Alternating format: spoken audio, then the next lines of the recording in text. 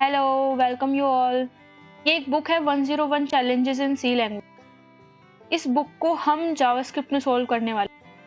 बहुत सारे बिगनर्स ऐसे होते हैं जो स्टार्टिंग में प्रॉब्लम फेस करते हैं क्योंकि वो लॉजिक नहीं बना पाते। तो हमें ऐसे छोटी-छोटी प्रॉब्लम सॉल्व करके धीरे-धीरे अपने लॉजिक्स इम्प्रूव करने होंगे। इस बुक में मैंने देखा है काफ़ी अच्छी प्रॉब्लम्स हैं। बिगिनर लेवल पे ये बुक बहुत अच्छी है। बिगिनर लेवल की प्रॉब्लम्स इसके अंदर काफ़ी अच्छी है। तो हम इस बुक को पूरे को सॉल्व करेंगे और कोशिश करेंगे बेहतर कोड लिखने की। आप भी खुद ट्राई करें मेरे साथ-साथ और आप इसके सॉल्यूशंस कमेंट में भी दे सकते हैं।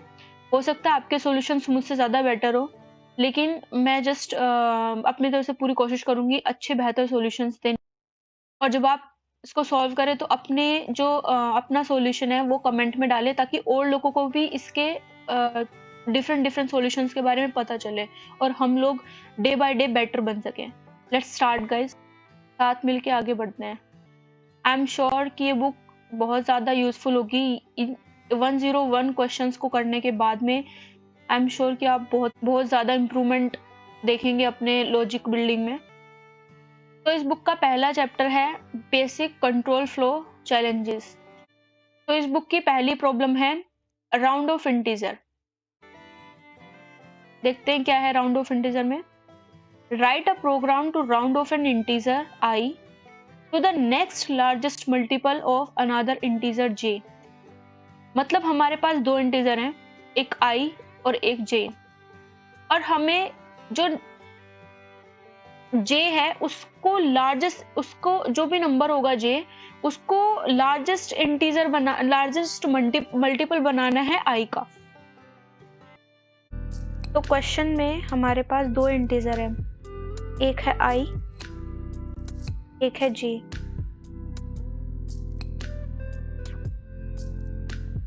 i के अकॉर्डिंग हमें j को राउंड ऑफ करना है to the nearest largest multiple. क्या बनाना है इसको? Multiple of i। ओके, तो ये है हमारी सिचुएशन। लेट्स सी हमने कोई इंटीजर लिया i, इसको हमने ले लिया 3, और कोई इंटीजर लिया j। यहाँ पे कुछ भी आ सकता है, हम इसको डायनेमिक बनाएंगे। कुछ भी ले लिया, हमने ले लिया 29।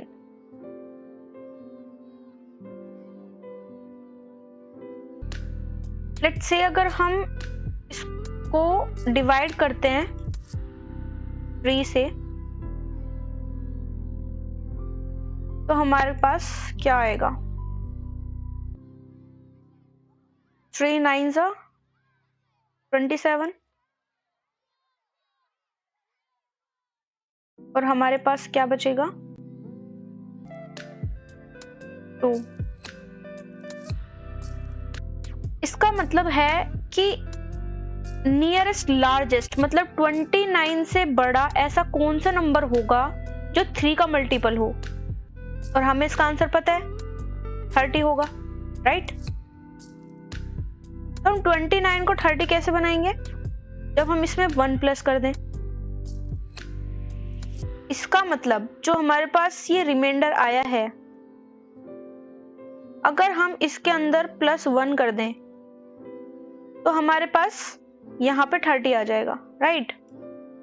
जो कि हमारा nearest largest multiple of i है। तो इस तरीके से हम इस प्रॉब्लम को अप्रोच करते हैं। अब इसका प्रोग्राम लिखते हैं। तो अब हमने एक तरफ अपना VS कोड ओपन कर लिया और उस फाइल को हमने अपने ब्राउजर में भी ओपन कर लिया। तो अब देखते हैं। सबसे पहले हम एक फंक्शन बनाते हैं, नेक्स्ट मल्टीपल के नाम से।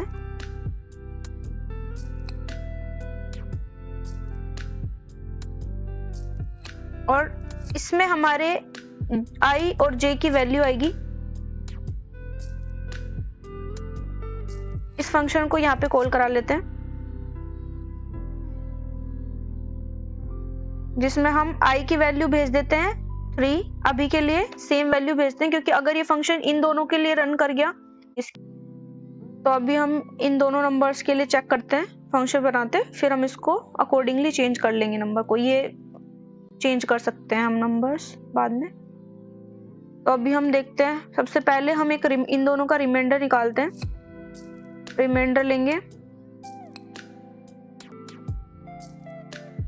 i और j का रिमाइंडर, j का और i का रिमाइंडर लेंगे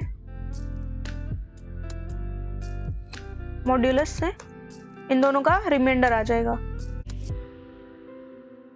ये बात तो आपको पता होगी कि अगर हम यहाँ पे इन डिवाइड लेंगे तो इन दोनों का क्वोशिएंट रिमाइंडर में आएगा, मतलब REM में आएगा, लेकिन हमें क्वोशिएंट नहीं चाहिए, हमें चाहिए इन दोनों का रिमाइंडर, तो इसलिए हमने मॉड्यूलस ले लिया इनके बीच में। तो अब हम रिटर्न करेंगे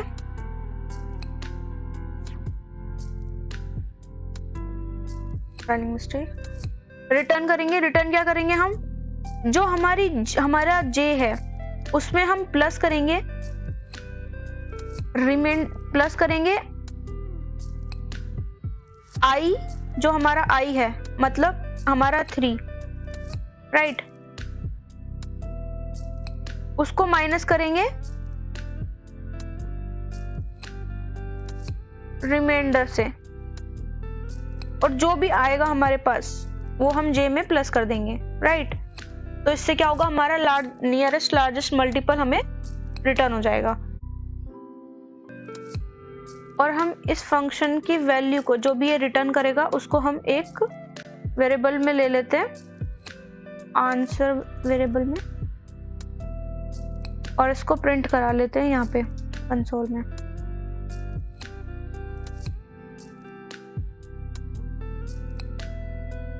और सेव करते हैं फाइल को, रिफ्रेश करेंगे ब्राउजर को, तो हमारे पास 30 आ गया। हमें 30 चाहिए था, लार्जेस्ट नियरेस्ट मल्टीपल। अब हम इनकी वैल्यूज को चेंज करके देखते हैं। अब अगर हमने यहाँ पे 7 लिया और यहाँ पे 256 लिया, तो तब हमें क्या मिलेगा, रिफ्रेश किया 259। इसका मतलब ये बिल्कुल सही काम कर रहा है, क्योंकि हमारा लार्जेस्ट नियरेस्ट मल्टीपल ऑफ 7 56 के बाद में क्या होगा,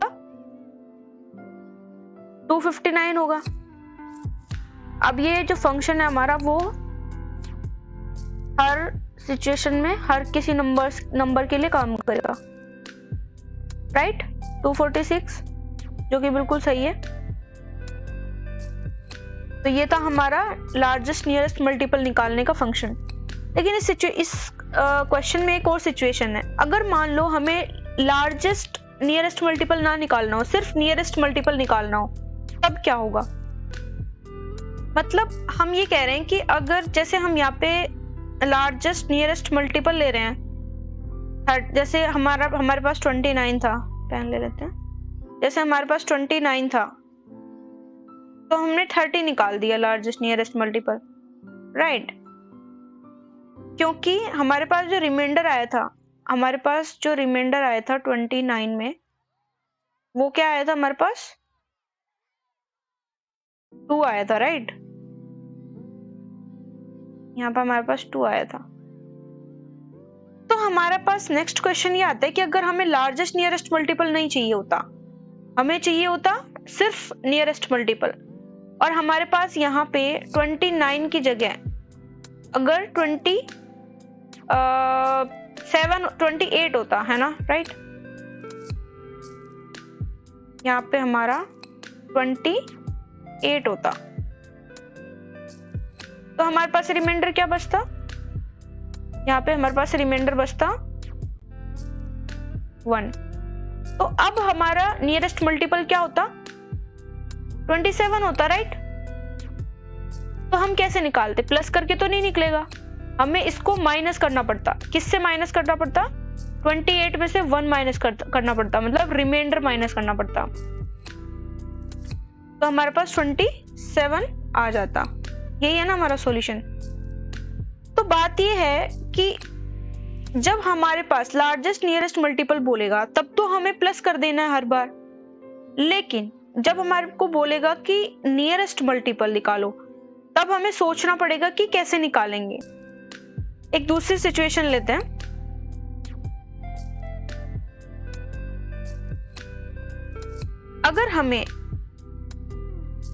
अगर हमें i की वैल्यू 7 मिलती, राइट, i की वैल्यू 7 मिलती और j की वैल्यू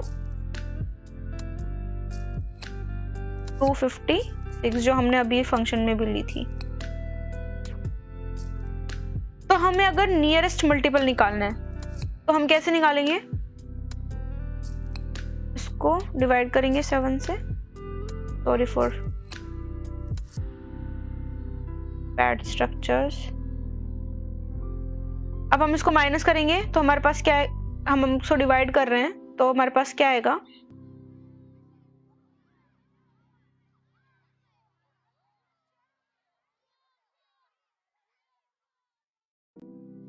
राइट,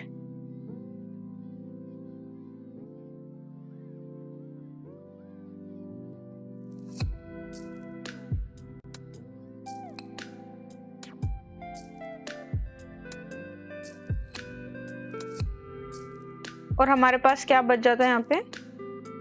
4। तो अब हमारे पास क्वेश्चन ये आता है कि अब जब हमें लार्जेस्ट नियरेस्ट मल्टीपल नहीं चाहिए, हमें सिर्फ नियरेस्ट मल्टीपल चाहिए, तो हमें 256 में से माइनस करना पड़ेगा या प्लस करना पड़ेगा? ये है मेरा क्वेश्चन। क्योंकि अगर हम प्लस करते हैं तो हमें कितना प्लस करना पड़ेगा?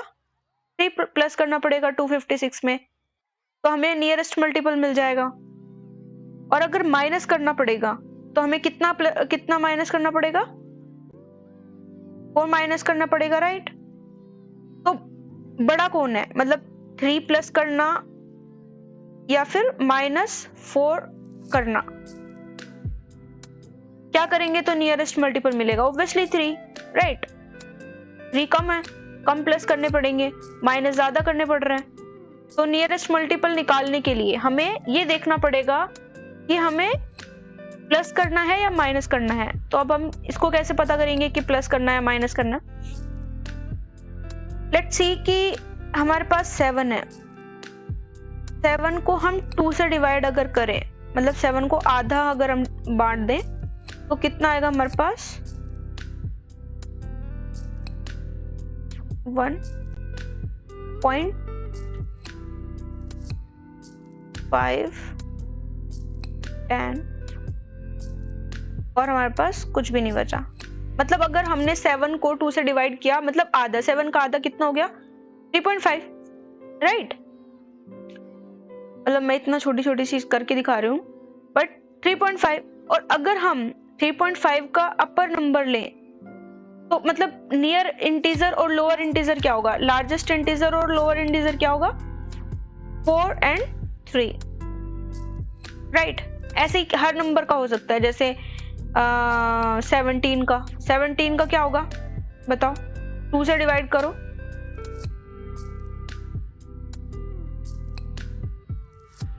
16, 1 पॉइंट लगेगा, फिर ये 10 और यहाँ पे नीचे कुछ बचेगा नहीं और यहाँ पे 5 आ जाएगा। तो एक तो 9 हो सकता है और एक 8 हो सकता है।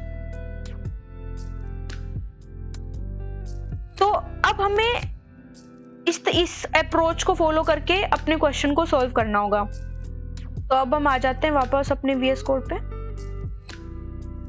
तो अब हमें क्या करना होगा कि ये तो हो गया हमारा, इसको तो कमेंट कर देते हैं।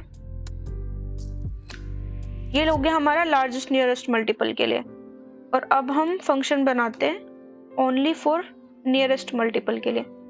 एक काम करते हैं, इसी को कॉपी कर लेते हैं, इसमें मॉडिफिकेशन कर देंगे, हमारा थोड़ा टाइम बच जाएगा। मेरा कमेंट हटा देते हैं। तो अब जब हमने रिमाइंडर ले लिया तो अब हमें क्या करना होगा? इस रिमाइंडर को 2 से डिवाइड करना होगा और वो 2 नंबर निकालने होंगे जिसके बेसिस पे हमें पता चलेगा कि हमें प्लस करना है या माइनस करना है। तो लेट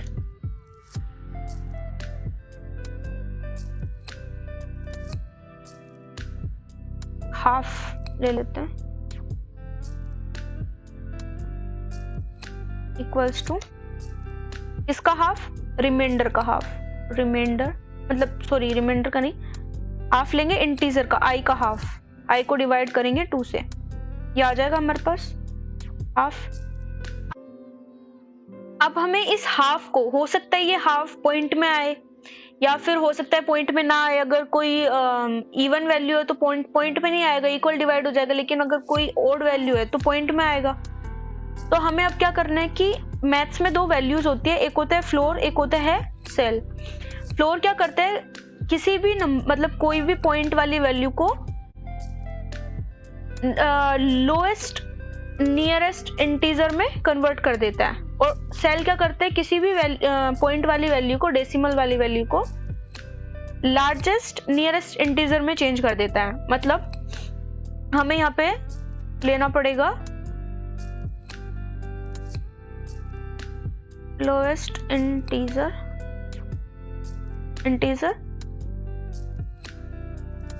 लोएस्ट इंटीजर मतलब फर्स्ट लोएस्ट इंटीजर में हमें क्या डालना पड़ेगा, मैथ्स डॉट फ्लोर, और जो भी हमारे पास वैल्यू आई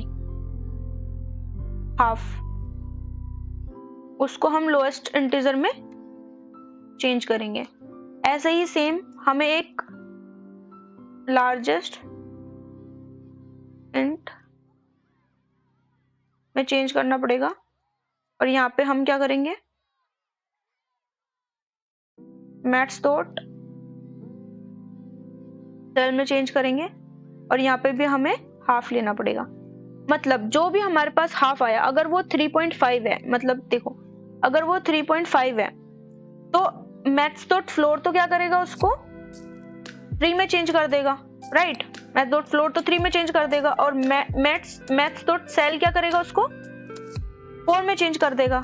मतलब हमारे पास 2 नंबर्स आ जाएंगे जो जिसके बेसिस पे हम ये पता कर सकते हैं कि हमें उस नंबर को प्लस करना है या माइनस करना है, राइट।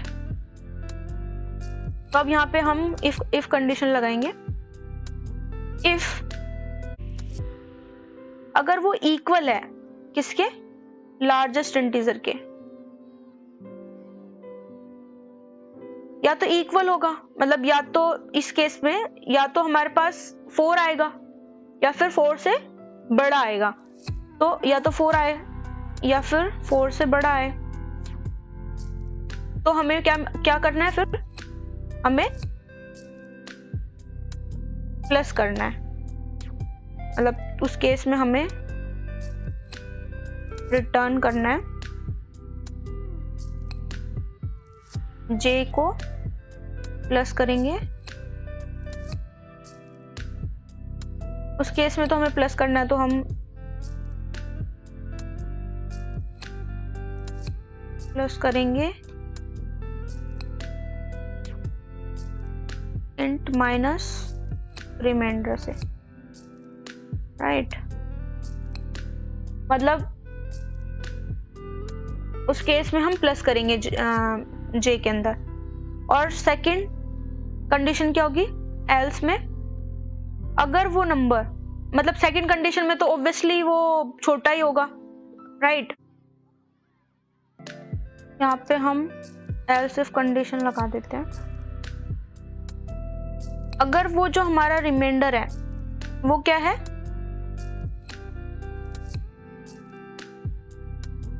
इक्वल है या छोटा है इससे, हमारे लो एंड से, तो हमें क्या मिलना चाहिए, तो हमें रिटर्न होना चाहिए जे में से हम माइनस करेंगे किसको, उस रिमाइंडर को,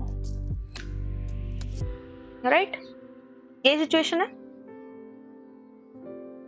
इसमें एक चीज और हो सकती है, पहले हम इसको चेक कर लेते हैं, उसके बाद में हम देखेंगे क्या हम सही लिख रहे हैं या नहीं।